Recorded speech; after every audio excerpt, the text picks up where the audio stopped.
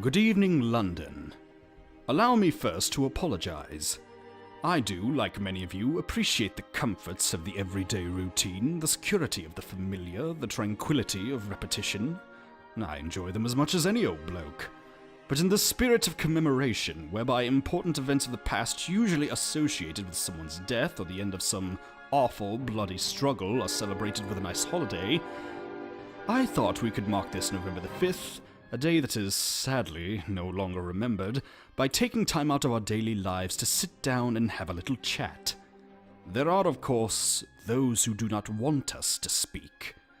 Even now, orders are being shouted into telephones, and men with guns will soon be on their way. Why?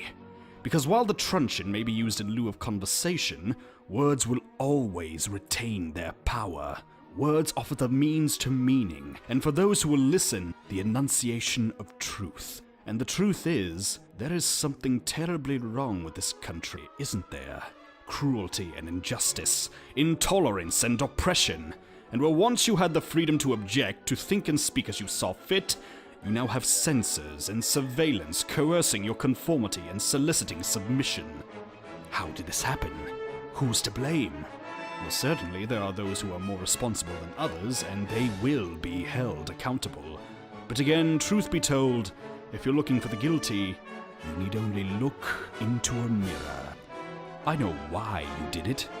I know you were afraid. Who wouldn't be? War, terror, disease. There were a myriad of problems which conspired to corrupt your reason and rob you of your common sense. Fear got the best of you, and in your panic you turned to the now High Chancellor Adam Sutler.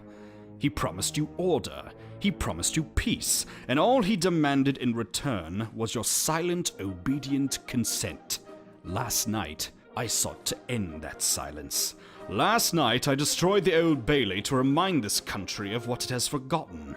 More than 400 years ago, a great citizen wished to embed the 5th of November forever in our memory. His hope was to remind the world that fairness, justice, and freedom are more than words.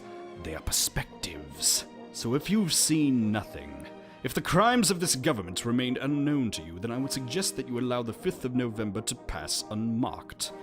But if you see what I see, if you feel as I feel, and if you would seek as I seek, then I ask you to stand beside me 1 year from tonight outside the gates of Parliament, and together we shall give them a 5th of November that shall never, ever be forgotten.